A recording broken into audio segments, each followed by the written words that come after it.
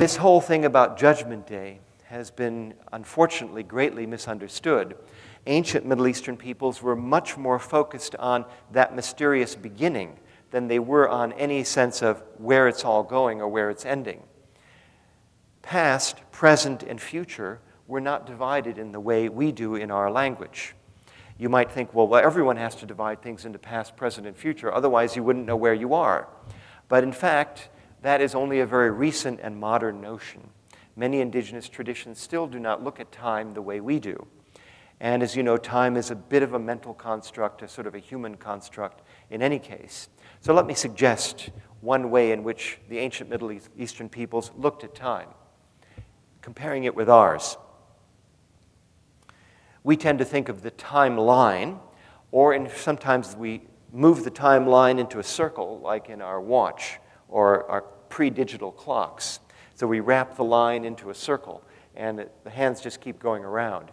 But in the timeline we learned it in school, generally you have dinosaurs, Greeks, Parthenon, rockets, us.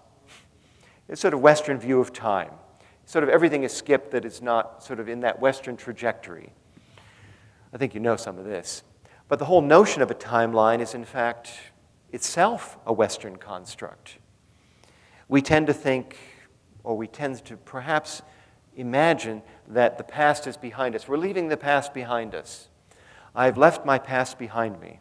But in fact, have we really left it behind us?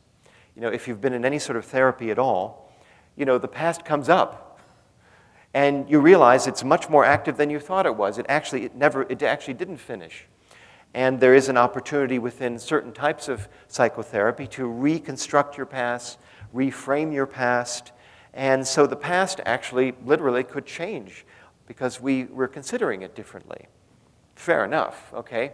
So at least past and present, maybe they are sort of, you know, mixed together a little bit. But future mixing with present, future mixing with past, well, this in fact was an ancient Middle Eastern way of looking at life. And it looked something like this, and I call it caravan time. In an ancient Middle Eastern way of looking, the past is ahead of us. And it worked a little bit like this. Some people got up early in the morning, and they left, like a marathon where everyone can't leave the starting line at the same time. You know, a big city marathon, you know, you can't crowd everybody into the starting gate because there's just too many. It's like, you know, the New York Marathon, 500,000 people or something like this. So some people have to leave first, and they're ahead of us, but they're still traveling.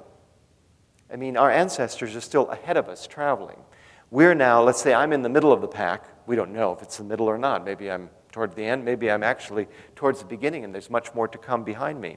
And I'm now traveling, but those ahead of me are still traveling, and there's some people that are behind me, and they haven't started yet. And those would be our children, our children's children who are coming along in the future. So they construed it as sort of past ahead, moving, present here, moving, and future behind us, also moving, but we simply don't see them. This was perhaps evolved from old nomadic ways of looking. Life was always a process of being in movement.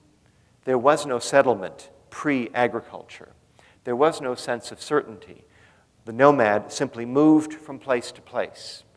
And we follow, you could say, those who are our ancestors. We follow the best of what we know of what our ancestors did, but at the same time, we have to make decisions now.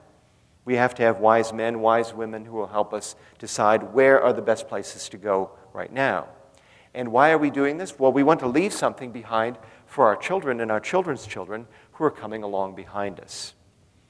Now, some of this old way of looking still does come into our way of speaking because we talk about those who have gone before us, those who are coming along behind us, things like that.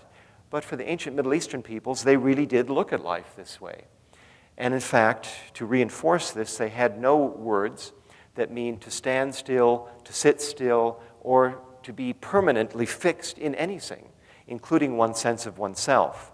Hence, the lack of any being verb, is, was, will be, that I am this, and I am only this. No, they don't have a word that means am. They would have a word that means sort of I am, I'm amming. I'm living, I am being. I am being, I will be being, I have been being, and so forth. And it's always, you could say, nothing is fixed. Everything is always in movement. Sitting still, standing still, no words for any of this.